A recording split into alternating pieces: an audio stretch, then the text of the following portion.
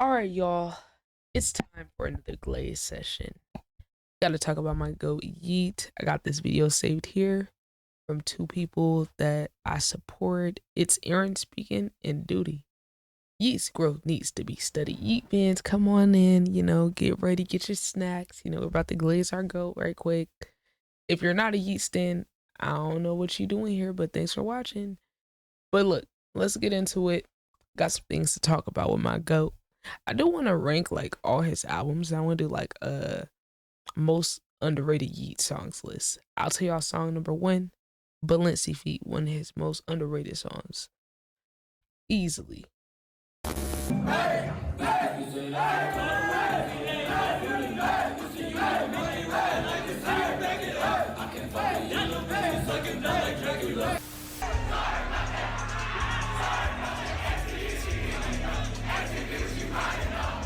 My man's. It was the drugs, man. It was the drugs. This is basically Yeat, sir. This is just, he's on the cover right now. What song are you performing in there? I just put him. Wait, is that actually him? Rex came in. Oh, it's Yeat clones. Still in the tongue. Look crank. Look crank. Look crank. I ain't gonna lie, lately I've been bumping Jump of two. I'm just trying to jump. He always comes out to that shit. I'm gonna be honest, Jump isn't one of my favorite songs. I'm gonna keep it, but it's a little too repetitive for me. But when Yeat's repetitive and it's good, it's good. But when it's bad, it's bad. And when it's mid, it's like, I could have did without this. Jump is one of those for me. Hot take, maybe? I don't know. We at the Yeat motherfucking concert, bitch! Oh, by the way, YouTube, if you're watching on YouTube, we're live on Twitch right now. Drop a follow, pull it to the stream, link pinned in the comments and the descriptions. We need more Yeat fans over here on the stream side, because it's more like mainstream stands over here in the community. But I'm gonna need some Yeat fans to congregate over here, please.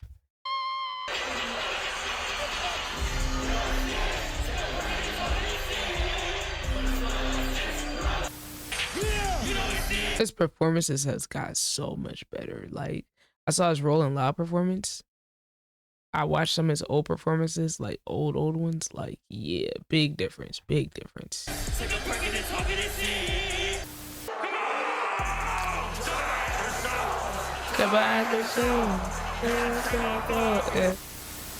Yeah, he did good on that one. I ain't gonna lie.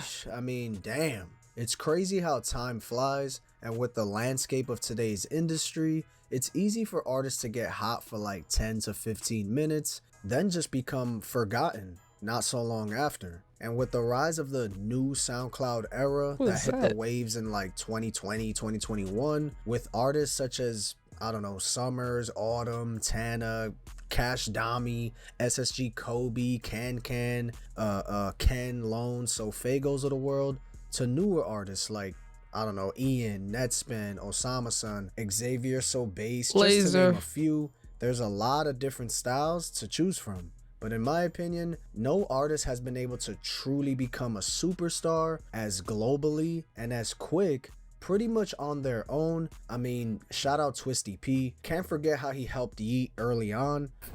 Hey, what the problem, man? I'm spinning on these perks like I'm a laundromat. Of course, there were other artists alongside Yeat where their fan base was also associated with him, but let's be real. Most of us discovered Yeat because of Yeat, a white rapper at that. I feel like it doesn't get talked about enough. I feel like people kind of forget or just put that to the side or don't even notice that That's the best part, that him being a white rapper is not a part of his identity as a rapper.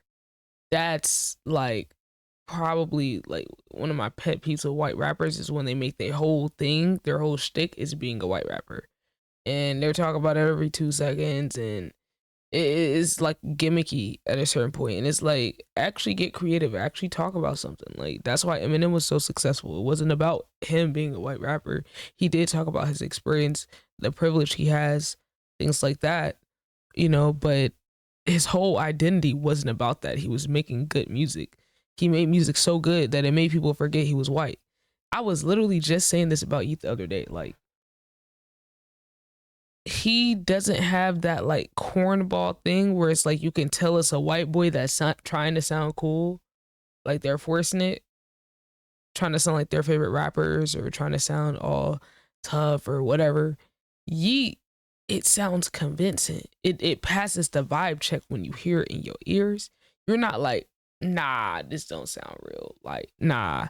When he rapping about them drugs, it sound like he really on them drugs. At least to me, just from my ear. He's probably the biggest white rapper of the last 25 years. I mean, if you want to count Post Malone, I guess. But is he really a rapper? Come on, let alone just him being a popular artist, race or not. Because Post Malone's kind of doing like pop stuff. Like, he used hip hop and rap to catapult himself, but yeah. Yo, what's good? But I feel like most people just associate him with his music and nothing else, which in today's industry, it isn't easy to just grow from your music. You see how someone like Ian, people looked at him. His whole shtick is being white. That's the exact type of white rapper I do not like. Where it's like your whole identity is, oh, look at me, I look like an average white guy, and then I make music that sounds like a combination of Future, Young Thug, and Yeat. It's like, okay, like, let it go. Like, get a new gimmick. It's corny. And you're not better than any of the people you're emulating, so you'd be better off just finding your own style. But hey, what do I know? Just a listener. As a white rapper. And then on top of that, you got the audacity to copy one of the few creative white rappers that exist. You think people are not gonna notice? Like, what? As a Yeat fan, I dislike every Ian song because you stealing my GOAT's originality. Find your own shit. Go hop on somebody else's style, not his. But for Yeat, they didn't really do that. I don't know, it's kind of weird. Maybe it was because Ian's music had more of a street sound to it, and how he was rapping, I don't know, it kind of had more of a wow factor to it, like, yo, who is this kid? But nowadays, to grow, there's usually a lot of controversy or some sort of cosign involved. But Yeat, to me, has been able to not only be a household name on his own, but he damn near can headline a festival today. Again, mostly from his music alone. And I know what you're thinking, but Aaron, damn near, could he headline a festival? That's a good question. I'll let me know what y'all think. I don't think he's quite there yet, and I'm a Yeat stan, but I don't think he's quite at headline level. He could if he did some crazy shit on his next projects that people just love, but I do feel like his future projects and him evolving his sound, more and more his fans are gonna dislike it because he's gonna get further and further away from the original shit he did. But there's no reason to turn your back on him as a fan because he could literally always go back to that sound. Like, he could literally drop songs like that he's already done that have that same original style. It's not like that version of him is gone. Like, he can still do that, but I'm more interested in his like artistic development. Like, I want to see how he evolves his sound. So I'm down for the journey. Like, I don't care if I don't like the future songs or albums as much as the ones he has up to this point. Kind of like 2093, I was okay with not loving a lot of the songs because I like the experimentation, I like the idea, the concept, and I like seeing him break out of that mold of just like, oh, a TikTok rapper or TikTok, artist. Like, that for me as a fan was cool to like see an artist that like push themselves creatively to do something different outside their comfort zone. I feel like that shit was fire, even if I don't love as many songs in there off of 2093 as like compared to Afterlife. Like, I love a lot of songs on Afterlife, or of course Two Alive, which is like a lot of people's favorite album from him. I just feel like if he were to get to that level, I don't know what it would take. He just got to follow his creative vision, because if he worries about like getting bigger and bigger, like, he would have to do what the fans want him to do, and then the fans flip-flop anyway. Like, you do the same thing too long, then they complaining that you not doing nothing different. So really gotta do his own thing. And I feel like making the art and music about getting bigger or whatever, it takes away from like the artistry of it anyway. So I would hope like niggas ain't even worried about that for real. What about Ken Carson? He's arguably just as big as Yeat. Well, not quite. Yes, he possibly could headline a Rolling Loud one day, but to me, the only way Ken Carson could truly make that next step and like really headline is if he leaves Opium, you know, and disassociates himself from Playboy. A lot of people keep saying that he has to leave Opium to grow. I don't necessarily think that's true. I just think like he has to keep putting music out that people like and keep evolving his sound and just keep building. Like I don't think he has to leave Opium. Could it help? Maybe. But to me, it benefits him more to stay associated with them, at least until Cardi releases next project. It makes no sense to just leave now. I've been hearing multiple people say that. Cardi, because in my opinion, he wouldn't be anywhere close to where he's at today without the help of Playboy Cardi or being signed to Opium. But no disrespect to Ken, because I think his music speaks for itself and the shows are insane, and his growth is absolutely insane as well. From him doing a show at a little bar in Brooklyn in 2021 to this in 2024.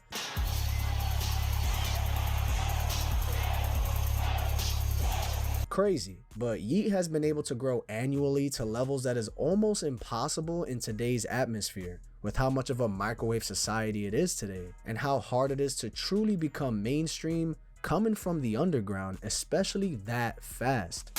The first time I ever discovered Yeat was actually like, think about this. I always say I'm always roasting Drake for getting carried by other artists. Drake's biggest song on For All the Dogs is the song with Yeat, which is essentially Yeat's song. I mean, it's essentially his song. Nobody remembers Drake's part. From my cousin's Instagram story. That's crazy. In the summer of 2021. That's motion. It was like a stupid ass video of him and all his friends mad up close in the camera making silly faces, but the song in the background was Money Twerk. That's my song. When I heard that, I had to keep watching the story like, bruh. I DM'd him like, yo, who is this? And he was like, yo, it's Yeat from his project 4L. So I remember bumping that song over Some and bangers over. on Then that he one. dropped his debut album, Up To Me, which to me is probably his best work to date. And I kid you not, when I first... His best? That is a hot take. Now, I've heard people say a lot of albums are his best one, but I've never heard no one say this one. That's a bold statement. Hold on, let's check. Gotta look. I don't know about that. That's Morning Mud, Got Rich, cool. Let You Know, cool. Stay the Same, cool. Get Busy, banger, obviously, right? Wait, what is Rockstar? Oh, banger, okay. Trendy Way's cool. Surfed It is cool. You can tell. Cool, banger. Turban.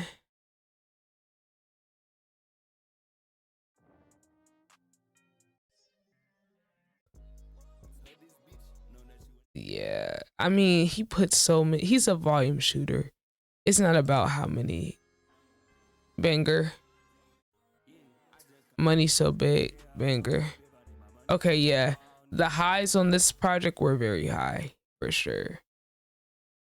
I feel like Turban's overrated. I'm gonna keep it a buck. Y'all be overrating Turban. It's not that crazy. Like, it's cool, but it's like the way niggas gas Turban is crazy. Can't change. I'm definitely not agreeing though with that. Calling Me, I like this one.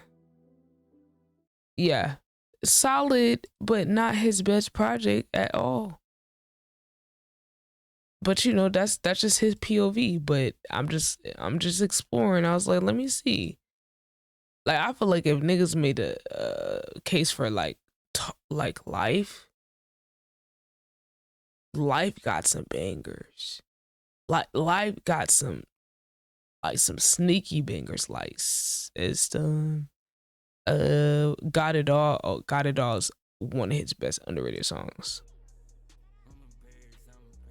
Yeah, yeah, that's one of his most underrated ones. Um, I'm telling you, I gotta do that list of like most underrated Yeat songs. Heard this tape, I wasn't prepared for the world I was about to enter. Low key, I didn't really like it at first, or at least I didn't. Yeah, I didn't like Yeat at first either, but it's because I didn't understand. I didn't understand it. I understand it now. Really understand it, but after listening to it over and over, it grew on me crazy, and Yeat became pretty much my favorite artist, and a lot of other people too. And the album sold 5,000 copies in its first week, and keep in mind, that's not that bad. Literally, a lot of people did not know who Yeat was at this time. So 5,000 when it comes to streams and shit, adding up to 5K, hey, that's pretty solid. Then he drops Two Alive not too long after, selling 32,000 copies first week. And I don't think you understand how much that truly is for a new artist in today's that's climate. a lot. That's Bro, crazy. that's like 100K 10 years prior. Then he sold another 32K with his deluxe Geek Pack, spawning a shit ton of hits from this entire project. And in the year 2022, no doubt was Yeat's peak popularity. And on top of that, he dropped his EP Life in September, selling 30,000 copies first week with just 12 songs on it, half of what Two Alive had. And this was also the year I went to see him at Warsaw, a venue in Greenpoint, Brooklyn, which only holds like 1,000 people. The following year, he drops Afterlife, selling 55,000 copies first week. A pretty underrated project in his discography, in my opinion. Kind of the dark horse in his shit. It was like the premature baby to what eventually would become 2093. Then I think the biggest wow moment in his career, or at least him, you know, coming up and a holy shit, yeah, Yeat is here to stay moment, was when I saw him at Wireless in London and he performed Flawless. Bruh, earthquake.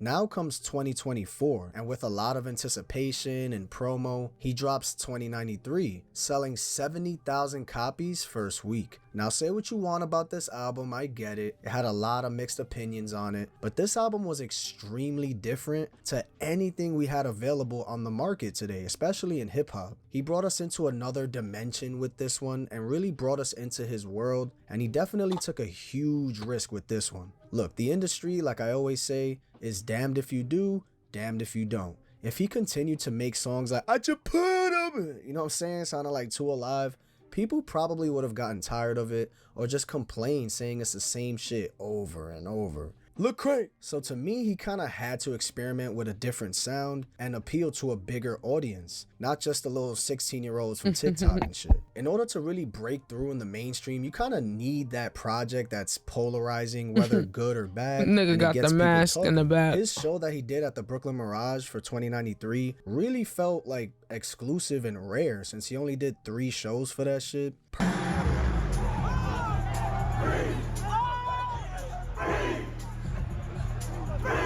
Personally though, the album didn't really stick with me too much, but it does have its highs for sure. Then he gave us Lifestyle, which sold 89,000 copies first week.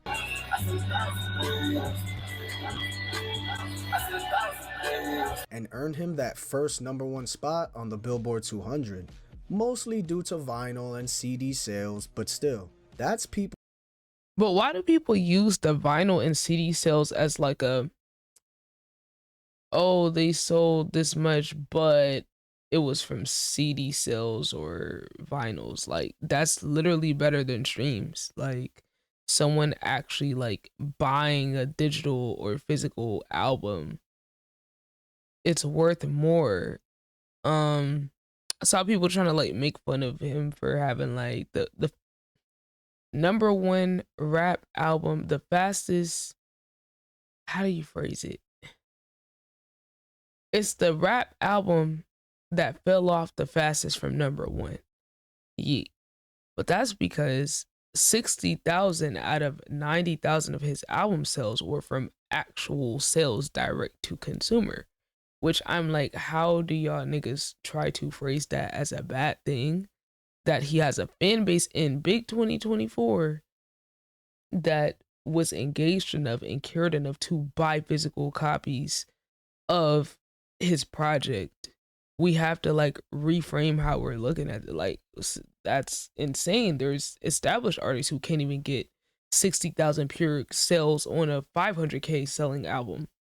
So I just feel like people need to put some respect on that. The fact that he did that, I don't care if it's bundles or not bundles.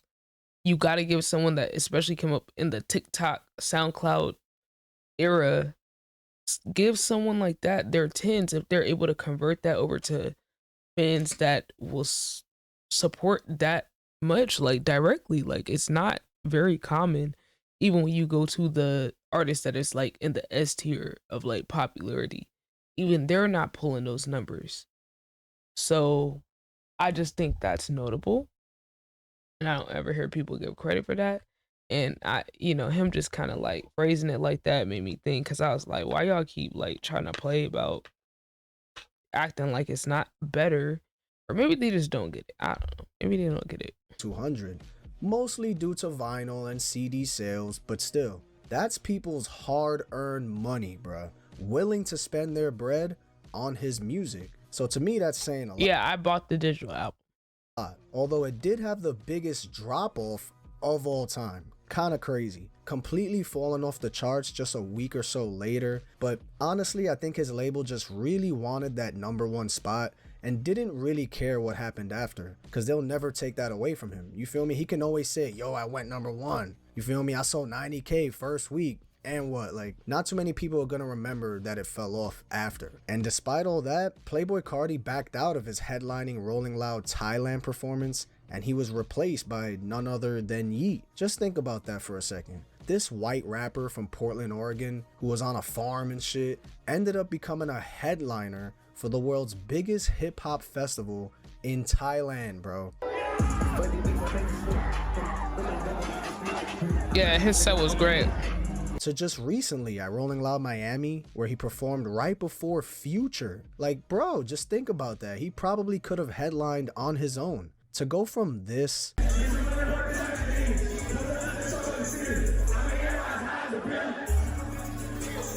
to this,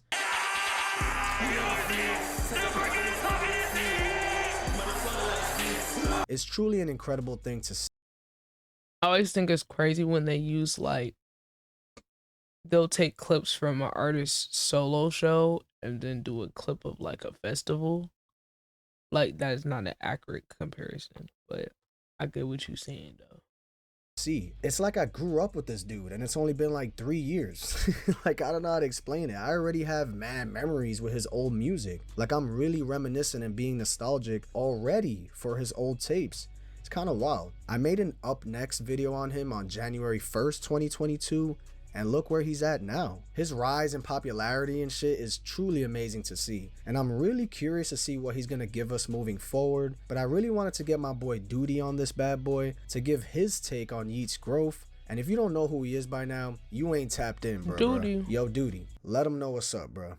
We talking about the same artist that did it on his own. The same guy who came from the underground, who now has 5 studio albums that My are guy charted, Duty. 16 platinum and gold certifications. And when they come to his shows, we can't act like this dude don't deliver. Yeat run has to be studied, for real. Because if we not talking about the older generation, like Uzi, Carti, Yachty, Trippy, etc., why can't Yeat be in the same conversation? Yeah, he might come from a newer generation like mine, but he still has done some great things, bro. You know, sometimes I just sit here and think about when he dropped Up To Me and Too Alive, because that was honestly my favorite sound. You know that feeling that Uzi used to give us on Love Is Rage, you know, the first one, where he really sounded like a rock star. He was drugged out, you know, melodic flow and stuff like that. It was cool. And with Up To Me and Too Alive, that's Dang, what I why he felt. gotta I say got that drugged vibe. out? But the thing is, it was much darker in a way. The beats had that whole lot of red vibe, like y'all say, but vocally, Yeat had delivered something way different. He didn't sound like anyone else, and his ad-libs were insane. And if I ask myself, do I really like where his career is going? Yes and no, okay? And I say this because Yeat is only going to keep going up. We seen it with Life, Afterlife, 2093,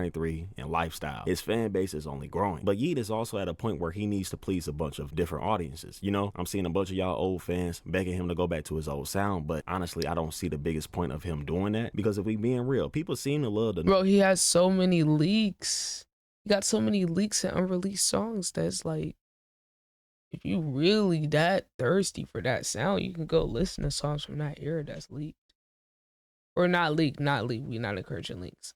No, we not encouraging leaks. Unreleased stuff or SoundCloud music. Yeah. SoundCloud music that they released over there. but maybe it's not on Spotify. But they do be having hella music on SoundCloud that they never like put out on the other stuff. Projects that he dropped, they only sell well. So people can say what they want about Yeat now, but let's not act like he not a big dog in our generation. I still play some of his new tracks here and there, but I definitely play his old music more. And, you know, people gonna say what they want to say, but we gotta acknowledge that Yeat. But his old music isn't even that old. It's like people have like lost touch with the perception of time in terms of like how, like, if an artist like Yeat within 3 years or 4 years, you could really say 3 years, within 3 years he released like 5 projects. 3 years is not that long ago, for real. So it's old, but it's not really that old. He's just giving us so much content that you have no choice but to like compare one to the other. Like, he's just, if he's putting like, let's say he put 3 projects out in 1 year, and then the next year he put 2 projects out. Like, that's kind of what his pacing's been like. And he just has so much versatility. We're just getting it in such of a short time. So I don't know. I just appreciate whatever he's able to come up with. Some stuff I'm gonna like, some stuff I'm not gonna like. There's stuff I do and don't like from literally every era. So to me, like, Yeat said, volume shooter, he's gonna get songs up. He has a crazy output. Like, I saw one video of him talking about he did like 250 songs in 1 month. So he clearly has a very high output of songs. And you know what? He's like, hey, I'll put the music out. Whoever like each one, they gravitate to the ones they like. And I put something out that everybody's gonna fuck with. And I kind of fuck with that direction. I feel like he's been doing that since, I want to say maybe since Live, trying to mix it up, doing some different sounds, some experimental stuff on each one. I feel like after Live, he started doing like a little pop type vibe, little different little sounds. I feel like he returned to that on Lifestyle. But yeah. My goat, my glorious goat. What's your favorite Yeat track? Now this is a W collab though. You fuck with doing his thing. But anyways, I appreciate y'all. Shout out to Aaron for having me on. Thank you. Hey, let's go. Shout out my boy Duty, man. For real, for real. If you guys enjoyed this video, you already know what to do, man. Hit that like, subscribe, comment down below. Yeah, y'all go check out my Yeat Yeat reactions playlist up on the channel. The Yeat Lifestyle album reaction is up. Yeah, that's all I got, to be honest. Yeat listener since 2021. Fire. I just pulled up, yeah. Okay, y'all, that's it for us. Yeat fans, congregate in the Twitch stream. Drop a follow, pull up. Link pinned in the comments and in the description. Check out the link tree. All the socials are there on one page. Links in the comments. Let me know what else to check out. Yeat stands. Give you more Yeat stuff to react to. Until next time, y'all, we're outie.